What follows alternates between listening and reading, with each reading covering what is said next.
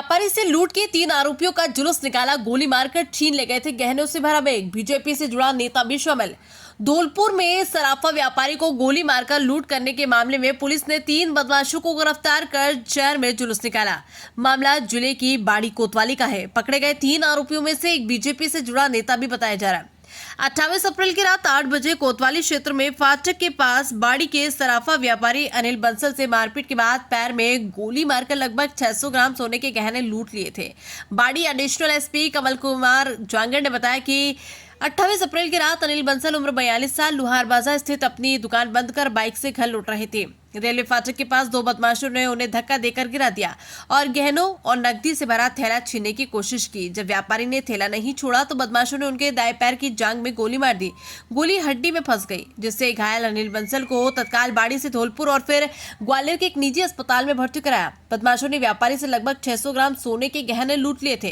घटना के बाद पुलिस ने सीसीटीवी फुटेज के आधार पर निधारा गांव बाड़ी सदर के सीश्राम गुज्जर, तकीपुर गांव कंचनपुर से उसके जीजा रामनाथ गुज्जर और घेसुआ कंचनपुर से उनके साथी सचिन गुज्जर को गिरफ्तार किया। मामले का मुख्य आरोपी निधारा निवासी हंसा और फंसराम गुज्जर अभी मौके से फरार है। पुलिस ने 4 दिन के रिमांड पर लिया।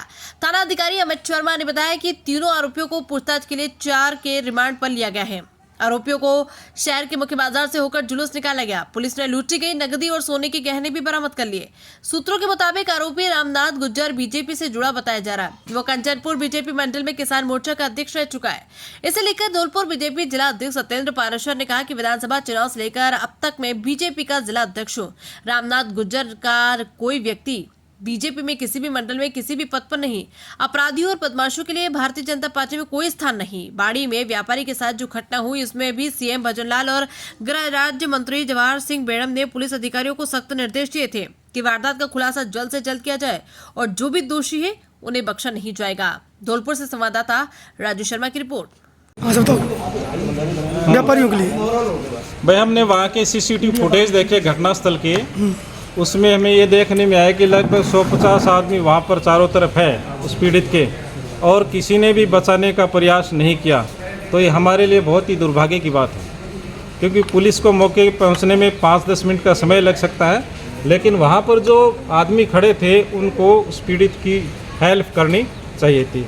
दूसरी बात ये कि इतनी सघन बस्ती है, तो अब व्यापारियों को कभी भी डरना नहीं चाहिए, हिचकिचाना नहीं चाहिए। कोई भी अपराधी आ जाए तो तुरंत पुलिस को सूचना देनी चाहिए और उसको दबोचने का प्रयास करना चाहिए।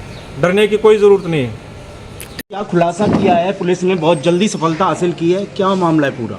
देखिए 28 अप्रैल को बाड़ी में एक बहुत बड़ी घटना हुई थी। अनिल अग्रवाल जो सराफा व्यापारी हैं, वो अपनी दुकान को बंद करके शाम को अपने घर जा रहे थे। तो लगभग 8:10 के आसपास जो रेलवे क्रॉसिंग है वहाँ पर 2 अज्ञात हमलावरों ने उसके ऊपर हमला किया। एक ने फायरिंग की और दूसरे ने उसका जेवरात से भरा हुआ बैग ले गए। उनके पर्चा बयान के आधार पर हमने एफआईआर दर्ज की 176 नंबर, और एफआईआर में उन्होंने दर्ज कराया कि 500-600 ग्राम के आसपास मेरे जो सोने के जेवरात हैं और कुछ नकदी है वो गायब हुए। इस घटना की जो ग्रेविटी है उसको देखते श्रीमान महानिरीक्षक महोदय भरतपुर और श्रीमान एसपी साहब धौलपुर के निर्देशन में हमने 4-5 टीमों का गठन किया, जिसमें सीओ साहब बाड़ी, एसएचओ बाड़ी कोतवाली अमित कुमार, एसएचओ कंचनपुर अनूप कुमार, एसएचओ बसेड़ी ब्रजेश कुमार और एसएचओ बाड़ी सदर विनोद कुमार तथा डीएसटी टीम और पुलिस लाइन में सब इंस्पेक्टर भीम सिंह के नेतृत्व में हमने अलग अलग टीमों का गठन किया। और ह्यूमन इंटेलिजेंस, सीसीटीवी फुटेज और सीडीआर आईपीडीआर के इसके बेस से हम अतिशीघ्र आरोपियों तक पहुंचने में कामयाब हुए।